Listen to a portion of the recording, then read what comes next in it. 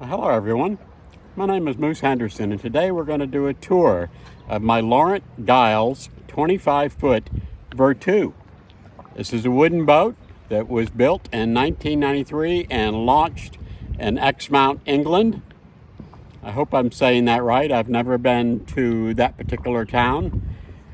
And then sailed over to the United States and from there on down to the islands. It is currently located in St. Thomas, U.S. Virgin Islands, and will soon be leaving and heading to the BVIs, the British Virgin Islands, and then from there to the Dominican Republic, Puerto Rico, and on over to the East Coast. So let's take a look at the outside of the boat first. Okay, so she's a gaff-rigged cutter, which basically means the main sail has a big gaff, and then cutter indicates it has two sails up front, the foresail and the staysail. And she is manufactured out of wood, as I understand it, out of Iroquois, which is a very dense hardwood. So the bow has two anchor rollers, and I currently have a CQR anchor that's down in the water, and my other anchor is a spade.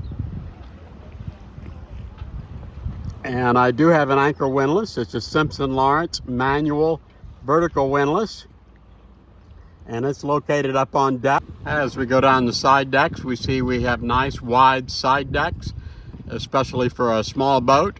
That is important because when you're at sea, you need to have room to be able to navigate from the cockpit up to the bow in order to set your sails. We have a forward hatch that goes into the V-berth area. And then of course we have our main mast and our boom and our gaff. And you see that the boom is pretty long, goes almost to the very back of the boat. And then on the stern of the boat, we have a couple of antennas. One of those is a GPS antenna. The other one is an AIS antenna. And then we also have our new Starlink Mini on the back of the boat. You'll notice the cockpit is relatively small. This is a characteristic that is relatively common to ocean-going boats.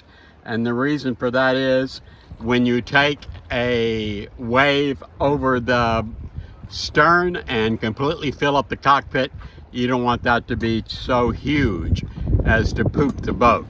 On the stern of the boat, we have a monitor wind vane, and this is a self-steering vane that will steer the boat according to the direction of the wind, and that is very effective for a solo sailor that sails by himself, or even a couple, so that they don't have to sit there and man the tiller 24/7.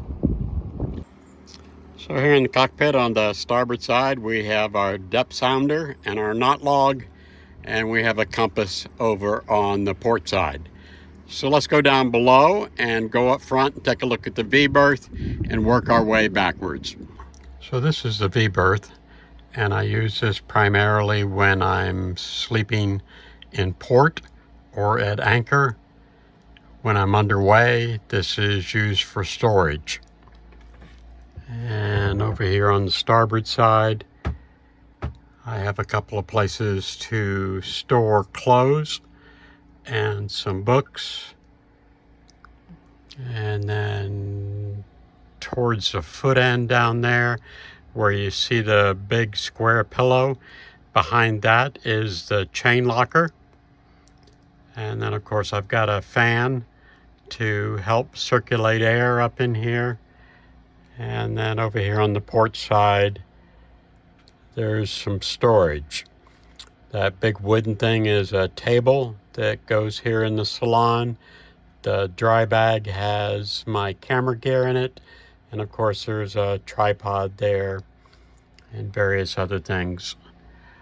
Up overhead is a hatch that can open up and supply fresh air. And that makes it really nice, especially at anchor, to be able to get some nice fresh air. You can see it's a typical wooden boat, and there's a lot of wood in here, which makes it really sweet and homey.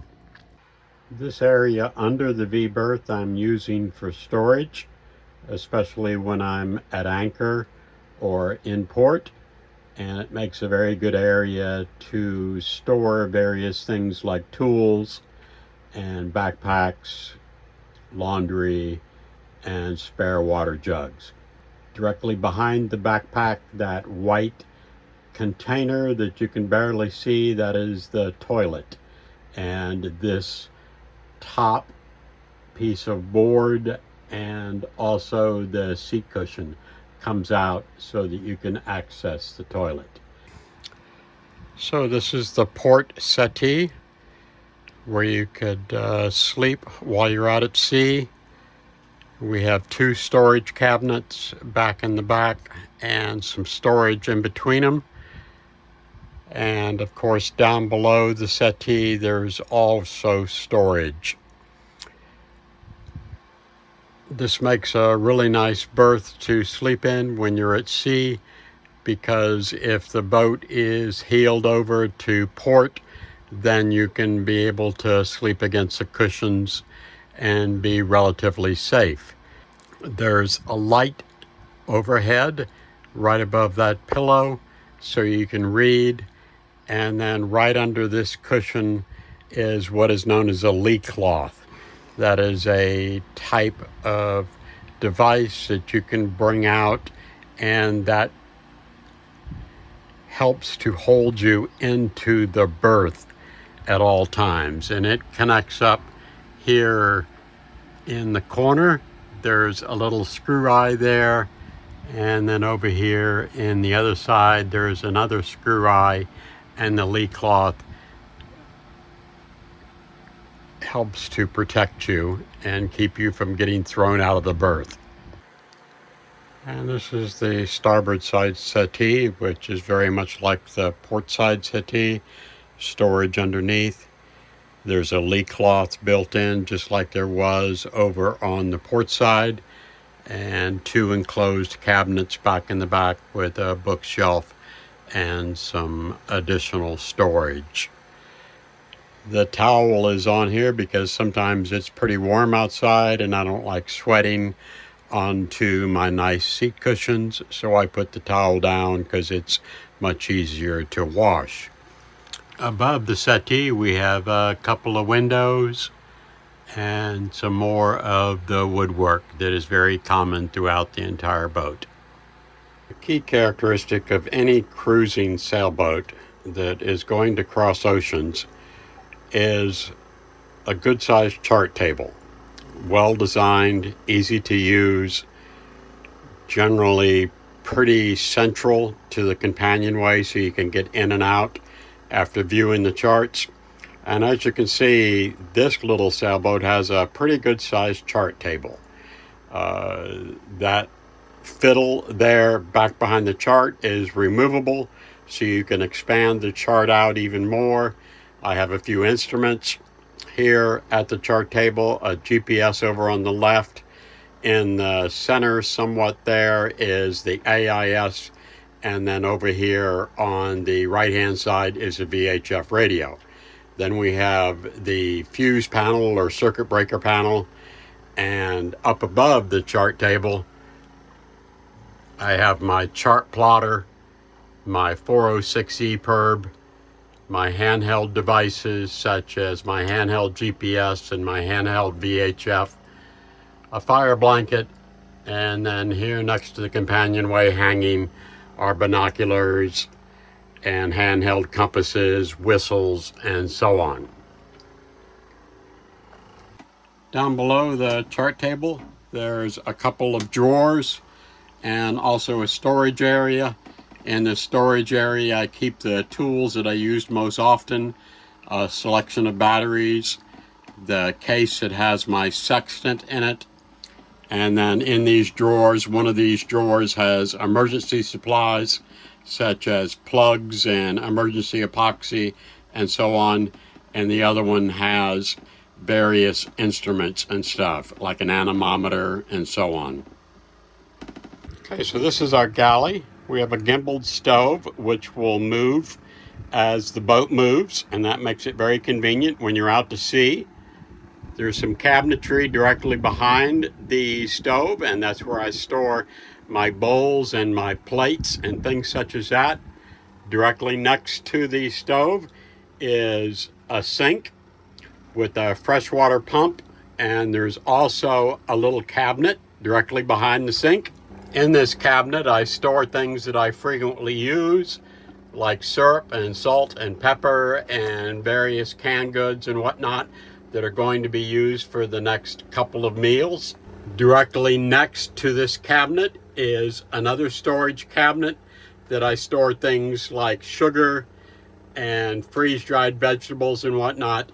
And then this little hatch opens up, and down inside there is all kinds of canned goods and whatnot. So that is our tour of my 25-foot Laurent Giles Vertue sailboat. It's a wooden boat, and I really love my little boat. It's kind of the boat that makes my heart sing. I frequently get asked, why did I choose this boat over some other boat, like a fiberglass boat? Well, let's say you were dating two people at the same time. One made a good amount of money and on paper seemed like the right choice, and the other one was a person who made you feel special and significant, wanted and desired. Well, that's the way this boat makes me feel, and so that is the boat that I have chosen. I know it's a little bit small, but I truly love my Vertue. I hope you've enjoyed this video. If you would, please give us that old thumbs up icon, or like-a-roo as I like to call it. And if you haven't subscribed, you might want to consider subscribing. And I thank you so much for joining us. We'll see you back here again very soon on Moose Henderson. Goodbye.